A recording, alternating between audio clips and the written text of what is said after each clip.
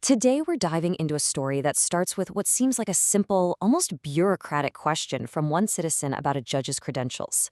It's a question he was totally allowed to ask. But the answer he got, and more importantly, the answers he didn't get, well, they opened up a real can of worms that spirals into a massive challenge to the UK's entire justice system. So, what does happen when you question a judge's authority? I mean, it's something most of us wouldn't even think of doing, right? But when one citizen decided to do just that, the response peeled back all these layers of official procedure, revealing a story of defensive answers, weird omissions, and a paper trail that seems to have just vanished. All right, so let's get into it. This whole thing kicks off with a citizen named Hakan Tuyanuklu. He's involved in a case, and the judge presiding is Deputy High Court Judge Elizabeth Cooke. And he has this really basic question about her credentials, a question he is 100% legally entitled to ask. Now, to really get what's going on here, we have to talk about something called a Section 9(1) authorization. It sounds super technical, I know, but think of it like this. It's the official permission slip. It's the piece of paper that proves a judge has been properly vetted and has the legal power to sit in a specific high-level court. Without it, they've got no jurisdiction. It's literally the foundation of their authority. So this guy, he uses the Freedom of Information Act, which is his right, and he sends a really simple, direct question to the Ministry of Justice. He just wants to know, on the day she heard my case, did Judge Cooke have the right authorization for this specific court? You'd think it would be a simple yes or no, a quick check of the records.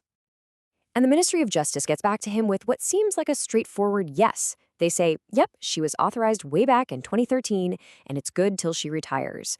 Now, for most people, that would probably be the end of it. But for this guy, that answer just felt a little too neat.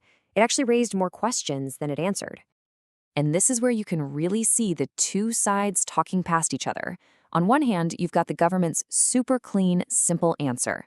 But then look at the citizens' follow-up questions. They are incredibly detailed.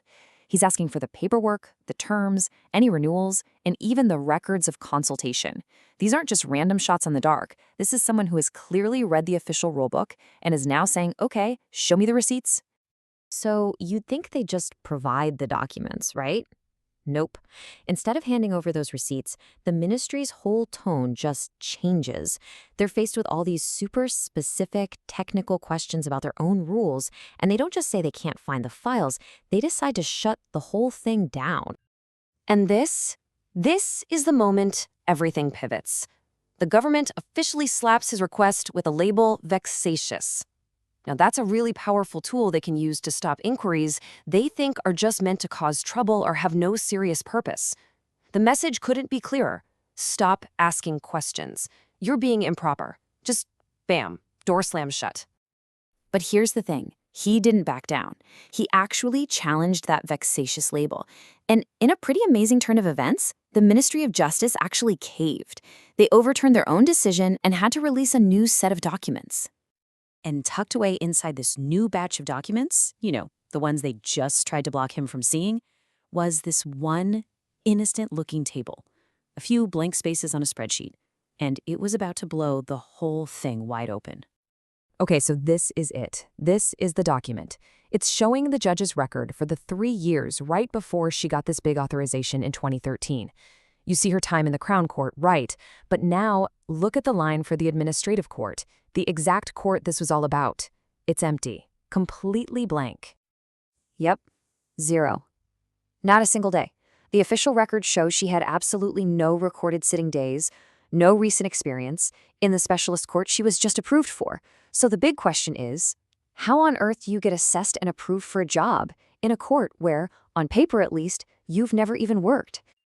Well, after seeing that 0, the next question is obvious, right? Okay, then show me the paperwork. Show me the assessment that explains how you decided she was qualified anyway.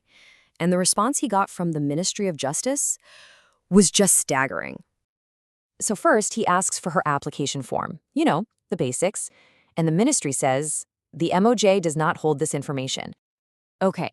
So next, he asks for the formal merit assessment, the actual evaluation of her skills. And again, the MOJ does not hold this information. And then finally, the most fundamental document of all, the signed authorization paper itself. And you guessed it, the MOJ does not hold this information. It's like the entire paper trail that should justify this appointment just, poof, vanished into thin air. So at this point, this isn't just about a freedom of information request anymore. This has escalated into a full-blown confrontation.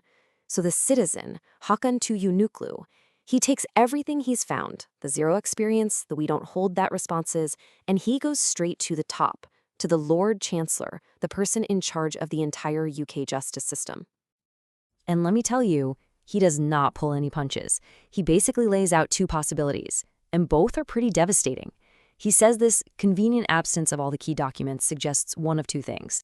Either it's catastrophic administrative failure, meaning the government is so disorganized it lost the core records for a judge, or it's deliberate concealment, incompetence, or a cover-up.